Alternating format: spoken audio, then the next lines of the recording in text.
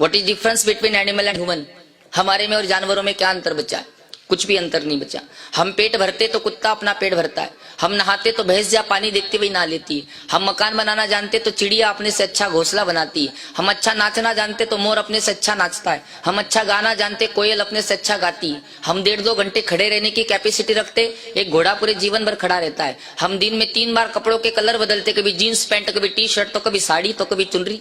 लेकिन एक गिरगिट होता है, गिरगिट किरकाट, बिना कपड़े बदले 4 बार अपना कलर बदल देता है। तो बोलो, कहीं ना कहीं तो जानवरों जैसा कर रहे। क्यों? क्योंकि हम लोगों ने जिस दिन से भगवती गौ माता जी को जानवर समझना शुरू किया, उस दिन से हम लोगों का जीवन जानवरों जैसा हो गया।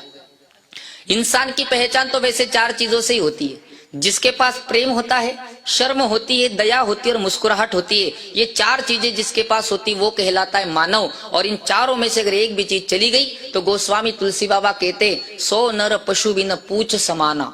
वो इंसान बिना पूछ के जानवर के समान है, जिसके पास प्रेम नहीं, शर्म नहीं, दया नहीं और मुस्कुराहट नहीं। और ये चारों चीजें आप लोगों के जीवन से चलेगी। आपके पास ना प्रेम बचा है, ना शर्म बची है, ना दया बची, ना मुस्कुराहट बची। मैं आपके मुख से कहलवा देता हूँ, चिंता मत करो।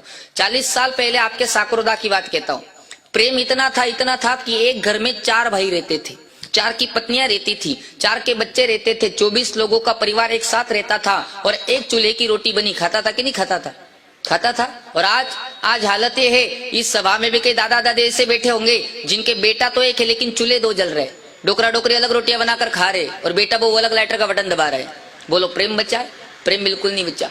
दूसरी बात करूं मैं प्रेम की, पहले किसी पड़ोसी के घर पे कोई मेहमान आते ना, पड़ोसी के घर पे हम बुलाने जाते कि भाई साहब हमारे घर भी आना, कुछ नहीं तो दही लस्सी पी करके जाना। और आज हमारे खुद के घर में कोई मेहमान आ जावे, 2 घंटे से ज्यादा रुक जावे तो हमें सिर दर्द होने लगता है, कब जाएगा, कब शांति आएगी। बोलो, प्रेम बचा है? नहीं बचा। जो भरे नहीं ये भावों से बहती, जिसमें रसधार नहीं, वो हृदय नहीं, वो पत्थर है जिसमें अपनों का प्यार नहीं। प्रेम बिल्कुल नहीं बचा। दूसरी बात करूं मैं शर्म की, तो शर्म भी बिल्कुल चली गई। पहले मेरी राजस्थान की सभी माताओं के घूंघट यहाँ तक हुआ करते थे। अभी मत खींचो, पहले खींच ले, ठीक रहता। हाँ, ये भी खींच रही है। पहले मेरी राजस्थान की सभी माताओं के घूंघट यहाँ तक हुआ करते थे, पर पुरुष को अपनी मांग का सिंदूर मेरी राजस्थान की माताएं नहीं दिखाती थी, शर्म थी।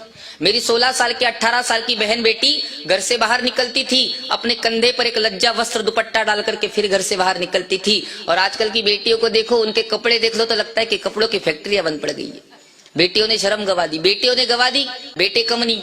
25 साल पहले कोई नौजवान पिता बन जाता ना, बाप बन जाता, वो अपने बच्चे को लेकर के कभी बड़े बूढ़ों के सामने नहीं जाता, शर्म करता था। 1-1.5 साल तक तो बिल्कुल भी नहीं जाता। और आज कोई 25 साल का नौजवान पिता बन गया, बाप बन गया, वो बच्चा ढंग से सूखता तक नहीं, उस बच्चे को हॉस्पिटल से उठा करके पूरे साकरोदा का राउंड मारता है, मुंह भी पापो बन गयो हो। बोलो, शर्म बची? शर्म बिल्कुल नहीं बची। और तीसरी बात करूं मैं दया की, तो दया भी बिल्कुल चली गई। मेरी माताएं, मुझे पता नहीं मंदिर जाती कि नहीं जाती, कबूतरों को दाना तो डालती हो, चिड़ियों को दाना डालती हो? हाँ, कबूतरों को, चिड़ियों को दाना डालती हो। और घर आने के बाद कोई चूहा दिख गया तो झाड़ू से मार देती हो। ये कौन से कंपनी की दया है? कीड़ी में कीड़ी बन बैठो, हाथी में भी तू को तू, बेट महावत हाकण लाग्यो, हाकण वाड़ो तू को तू। कीड़ी में भी वही परमात्मा है, हाथी में वही परमात्मा है, चींटी में वही परमात्मा है। लेकिन हम लोगों ने दया के नाम पर केवल दिखावा करना शुरू किया। और चौथी बात करूं मैं मुस्कुराहट की, तो वो भी आपके जीवन से चली गई। मुस्कुराहट इंसान की पहचान होती है। Smile is very necessary for human life.